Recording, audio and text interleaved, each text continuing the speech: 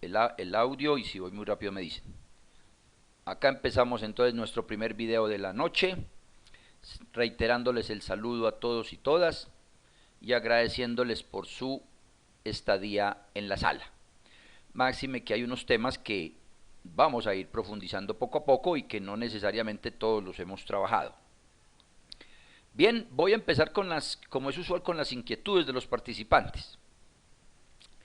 En primer momento, tengo unas inquietudes de nuestro compañero Jesús.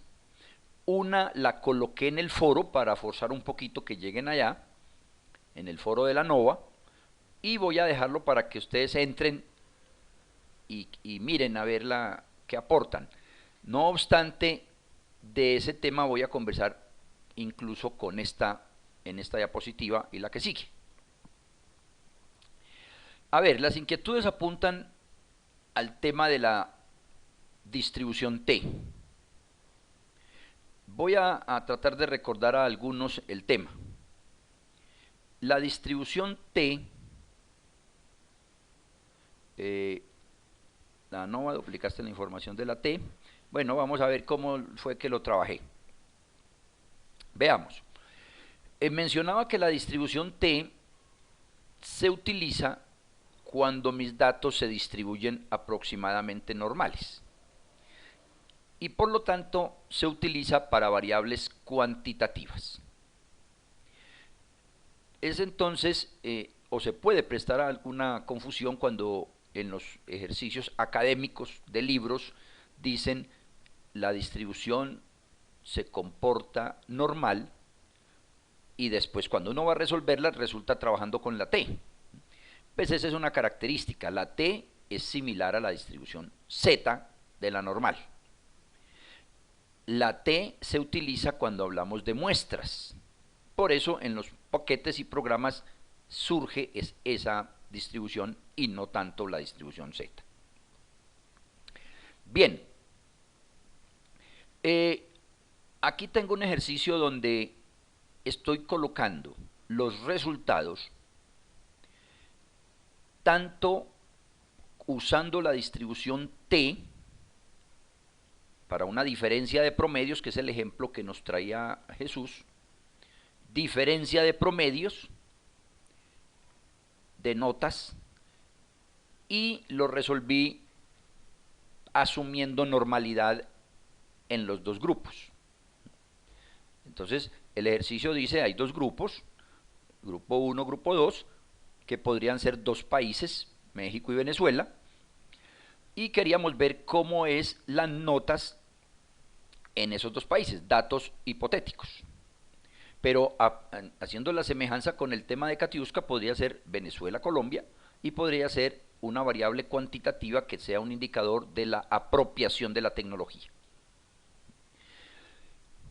Si no hiciéramos las pruebas de validación de supuestos, entonces seguramente usamos la distribución T. Y aquí estamos obteniendo un resultado. En la salida del SPS, lo primero que yo tengo que detectar es si las varianzas son iguales o no. Aquí estamos observando en el primer recuadrito que el SIC, cuando yo estoy trabajando con la prueba del EVEN para igualdad de varianzas, me está dando mayor de 0.05. ¿Eso qué quiere decir? ¿Que las varianzas son iguales o que no son? Para que me contesten en el lenguaje que usamos acá, voy a afirmar: 1. Las varianzas son homogéneas. 2. Las varianzas no son homogéneas. Muy bien, perfecto. Son homogéneas porque la hipótesis nula es la varianza de México o la varianza del grupo 1 es igual a la varianza del grupo 2. Contra que no. Pero como el sí que es mayor de 0,5, entonces estoy llegando a que sí son iguales. Como son iguales, entonces me fijo en la primera fila. La segunda no la tengo en cuenta, la elimino, pues no, la elimino de mi cabeza. Por lo tanto, entro a determinar cómo es la prueba T, que es la que tengo ya en la segunda parte de la tabla, o en la parte derecha, prueba T para igualdad de medias. Y ahí ya hay otro SIC diferente. Aquí me está dando .911. La hipótesis nula es la media 1 es igual a la media 2. En el caso anterior era varianza 1, ahora es media, promedio. Otra vez, 1 si son iguales, 2 si no son iguales. Colóquemelo por favor. Ya el promedio, ya estamos analizando es promedio. Son iguales, perfecto. Muy bien, son iguales porque el SIC sigue siendo mayor de 0.05. Otro referente importante para llegar a la misma conclusión es que los intervalos están dando con signos alternos. En el uno es menos y el otro es un más. Luego está incluido el 0 en el intervalo. Con esos análisis estamos diciendo entonces que los promedios en los dos países o los promedios en los dos grupos son iguales. ¿Está claro hasta acá? Eso analizando la tabla, suponiendo los promedios y normales, los datos normales. Bien. Vamos a ver, Jesús, enseguida leo, bueno, vamos a leerlo de una vez. En el caso que envíe el grupo 1, las horas de estudio se comportan normal, pero las del 2 no. Perfecto, es que a eso voy. A eso voy.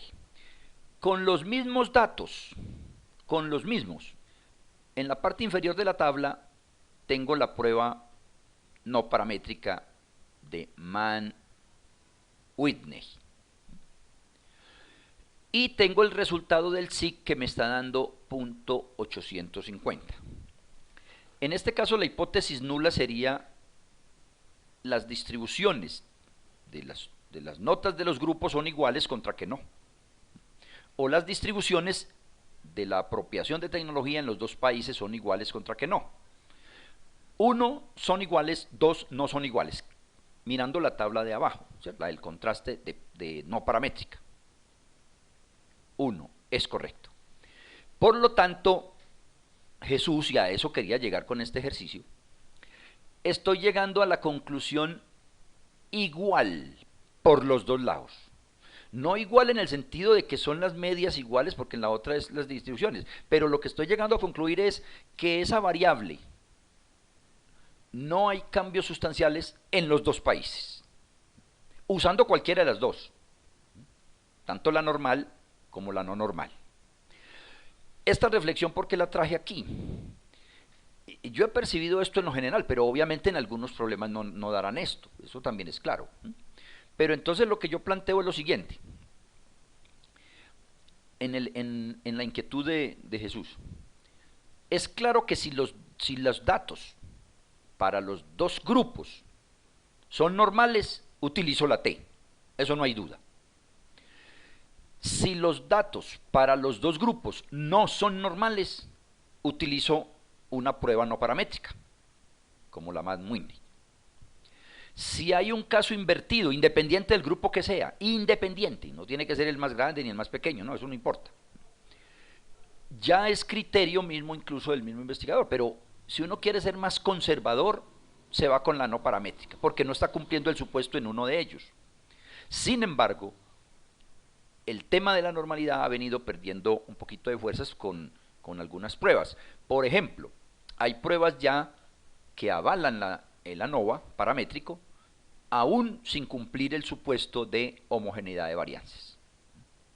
Entonces se ha avanzado en la teoría, se ha avanzado en el estudio de estas técnicas, y aún sin que cumpla el supuesto de homogeneidad, yo puedo seguir en ANOVA, pero utilizando una prueba de ese estilo.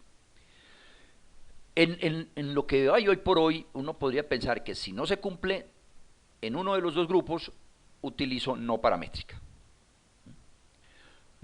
Otra observación es que al tener la posibilidad de los software, pues tampoco tengo dificultad en hacerlo por los dos lados. Me quita media horita más o menos, en fin. Pero aquí lo hice por los dos lados y llego a la misma conclusión. Ahora, yo percibía que me daba igual porque el SIC es supremamente alto. Mejor dicho, está muy lejos de la región de rechazo. Un punto 90, un punto 70, un punto 60. Yo creo que un punto 40 es grande. punto 38, un punto 28, en fin. Si a mí me da un punto 08, bueno, está más cerquita de uno llegar a otra conclusión por el otro lado. Lo que trato de decir entonces es que estos datos son tan parecidos, al menos en estos resultados, que haciéndolo por los dos lados voy a llegar. Como podría haber casos que me da 0 y donde lo haga por el otro lado también llego a lo mismo. Donde yo veo que habría que tener más reflexiones es cuando están muy cerquitas del límite, punto 0,5. Pero son generalidades que coloco. No punto 5, sino punto 0,5. Sí, mayor a punto 0,5. Si es mayor a punto 0,5, son igualdad. Bien, esa era la reflexión con esta diapositiva. Jesús, ¿queda claro esa situación o hay algún otro comentario? ¿Quieres micrófono? Porque la conclusión es que si somos salomónicos con uno que no me cumpla, pues yo me voy por la norma más severa, que sería la no paramétrica, ¿cierto? Si ya es en el ANOVA, de 3 no me cumple 1, bueno, ya ahí yo me voy por la mayoría, ¿no? Si de 3 no me cumple 1, yo puedo seguir con la opción de la ANOVA. Ya es mirar esas reflexiones. Pero también es cierto que hay que mirar esos SIC, qué tan alejados o no alejados son de un punto crítico. Bien, esa es una primera reflexión de los comentarios de Jesús. Aquí tengo otra que en la diapositiva no me salió a la derecha unos comentarios, o los hacía Jesús, pero la pueden bajar del sitio web por un lado, y segundo, aquí lo podemos observar.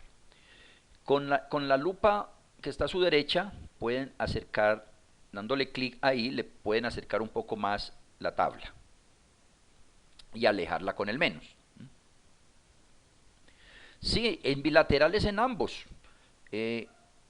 John, porque estoy hablando de de igual contra diferente. O sea, me fijo en el bilateral tanto en la no paramétrica como en la paramétrica. Por eso también usé intervalo o el criterio del intervalo de confianza, que utiliza es el alfa medios. Sin confundir a las personas, lo que quiero decir es que cuando es bilateral, el punto 0,5 realmente pues se parte en dos porque deja las colitas a los lados, pero aquí lo simplificamos diciendo que en los software nos marca de una vez con el 0,5. Pero también en la no paramétrica se hace así, pero es por la hipótesis. La prueba de hipótesis era igual contra diferente. Entonces siempre será bilateral. Ahora, en la otra inquietud, muy valedera, muy buena la pregunta de Jesús, es que cuando se hizo la prueba de rachas, que ahorita voy a mostrar un poquito más de lo de rachas para aclarar más, se encontraron estos valores, donde se está hablando que, por ejemplo, el Z o el SIC es 1, el SIC bilateral es 1, en el primero también era 1, lo que implicaba pues que era muy aleatorio, pero había unos detalles. Bueno, en el último, el 100%, hay un punto 845. También mayor de 0.05. Recuerden que la hipótesis cuando es rachas es H0. Los datos se comportan normal. ¿Cuáles datos? Los que estamos midiendo. En este ejemplo es el número de horas dedicadas a usar el computador. Se comportan de manera aleatoria. Y la H alternativa es precisamente que no son aleatorios. Buenas noches, David José. Me alegra que hayas logrado llegar a la mayoría de la charla. Voy a aprovechar eso para tomar agüita. Muy bien. Bueno, entonces mencionaba que aquí también el SIG mayor de 0.05 es 845, entonces nos está dando que sí son aleatorios. Porque si es mayor, cumple ese supuesto, que es el fundamental. Pero hay una nota que es la que destaca Jesús muy sabiamente, pues porque es una inquietud fuerte. Y es lo siguiente. La A dice que es la mediana, ¿no? O sea, un primer llamado del pie de tabla es la A, valor de prueba, usamos la mediana. ¿Sí? Ahí está. Pero hay otro pie de página, otro pie de tabla que habla de todos los valores son mayores o menores que el corte. No es posible realizar la prueba de rachas. ¿Qué está pasando aquí? Observemos que, o mejor, recuerden que la variable objeto de estudio en este caso es número de horas que se dedica a usar, a estar, o utilizas la computadora. Resulta que cuando es presencial, 100% presencial, ese valor de prueba, o sea, la mediana, fue 0. Valga decir, del número de casos, que el número total de casos fueron 70, o sea, 70 personas están en la metodología presencial. Hay 70 estudiantes, entre hombres y mujeres presenciales. Pero resulta que cuando se les preguntó cuánto dedicaban al uso del computador, en lo presencial, más de la mitad, bueno, mínimamente la mitad, aquí en este caso que es la mediana, dijeron que 0. Por lo tanto, no hubo racha, es decir, no hubo gente que se moviera más de esa cifra o ese número. ¿Sí? Y es imposible hacer una prueba de rachas si no hay sino solo una. Pero ese es un caso muy particular en términos de que todo el mundo dio casi lo mismo. Me voy a ir para el caso diferente a ver si me hago entender un poco más. Y es porque en el segundo punto pasaba similar.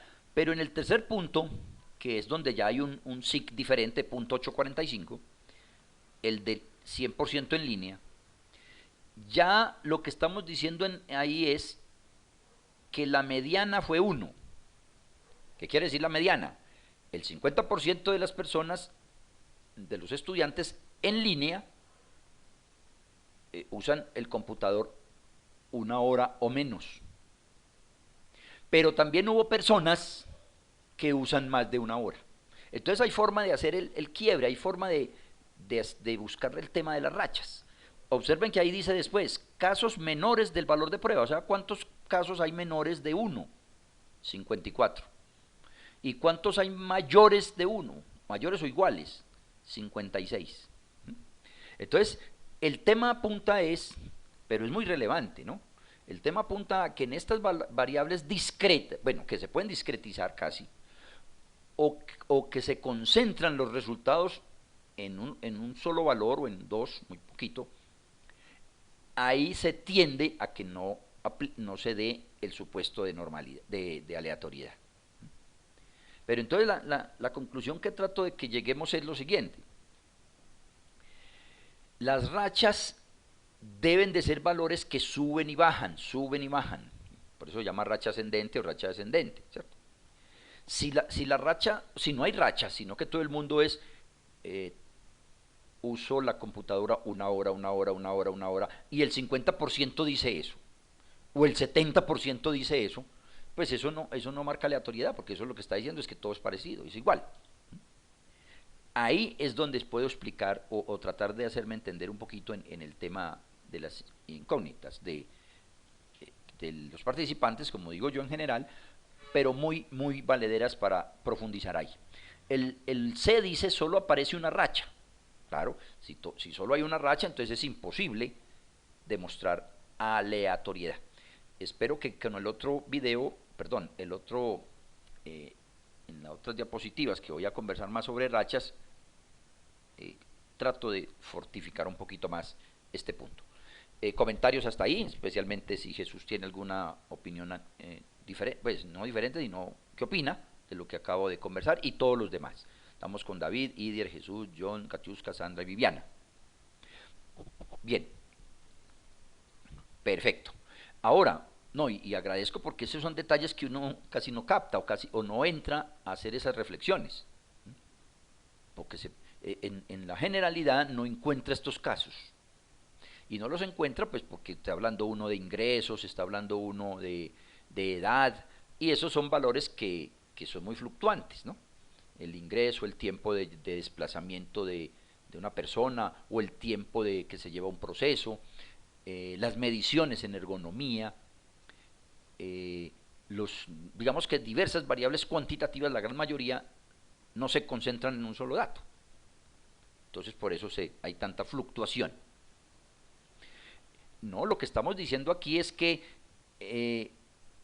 si no se cumple este supuesto, sí nos queda más, al menos las pruebas que estamos hablando, pues se vuelven poco prácticas porque están desconcentrados, mejor dicho, casi todo el mundo está en una sola categoría. Por eso en el análisis exploratorio, esto lo detecta uno con las frecuencias.